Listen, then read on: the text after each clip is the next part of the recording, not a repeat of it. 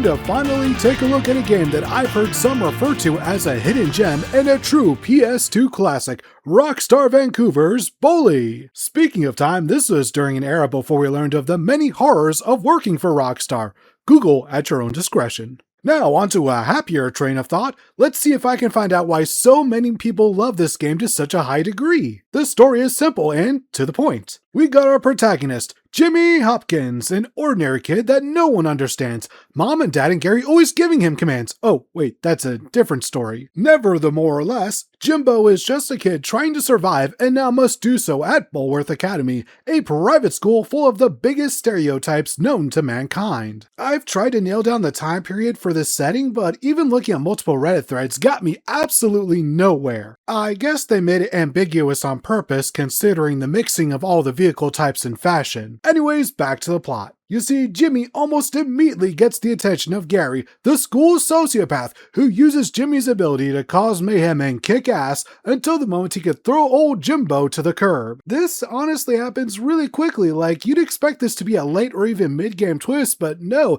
it's the end of chapter 1 out of like 6. And then he just kind of disappears for a good long time. I should note that even after several hours of recording, I still haven't finished this game's story yet. That's not for a lack of interest, just time, and the fact that I did not like how the missions were starting to go. Time-wise, I just have too many projects on the mind that I just have to get done or else my brain will just lose interest. Not sure if that's part of being neurodivergent, but it just sucks. Mission-wise, I can tell the difficulty is spiking in ways that I just don't like. For one, lots of 3-on-1 style beatdowns, and Bully, despite having an actual combat system, still has not aged the best. Like, it's better than any of GTA's in that regard, but it still feels very much like a PS2 game. On top of that, it puts you in multiple racing missions that are mandatory to win in order to progress the story. I have always hated this. I'm not playing a racing game, and yeah, I know racing has always been a part of open world games, but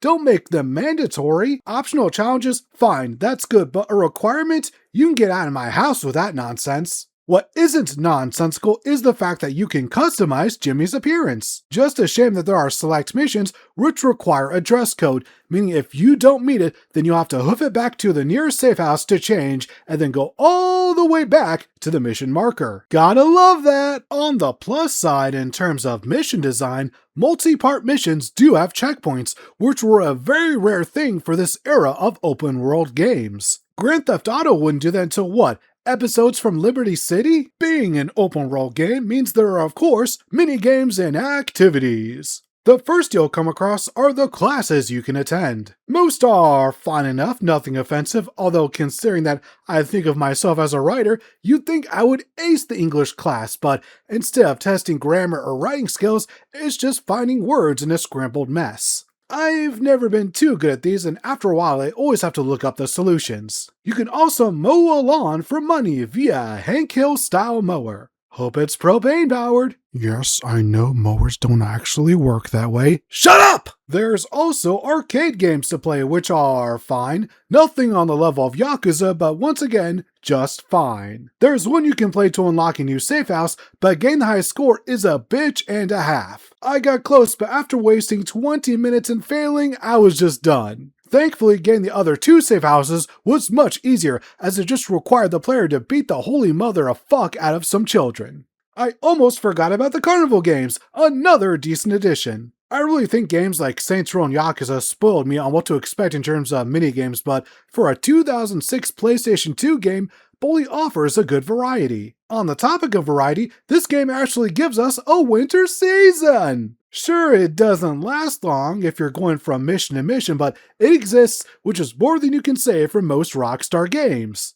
And can we appreciate the design of Jimmy? He looks like most average kids, and that's just cool. The devs could have made him look like a Hollywood star, but nah, he's just a kid, and that's fucking cool. So after all of this, can I see why Bully is a certified classic? I mean, yeah. Even without finishing it, the evidence is obvious. For one, you have a well put together open world with a decent combat system. Plus, you have a setting which some adults may still feel nostalgic for, especially those who have never had a better experience than high school. It's just a shame that Rockstar is too busy with their predatory practices targeting both players and developers alike instead of allowing their people to make a sequel or at least remaster this game. It would be nice if someone could make some sort of spiritual successor to this game, as I feel like it's the best shot we have at the moment. Stay tuned after the credits for a preview of what's next, and don't forget to subscribe before leaving.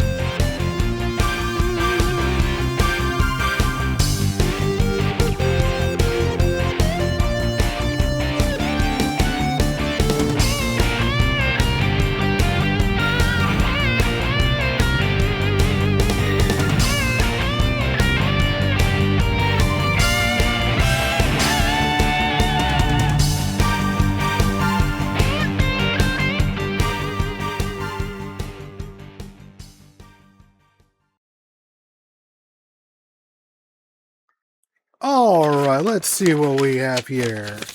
Little Patreon request, and it's Mushroom Zombos. Sounds fun.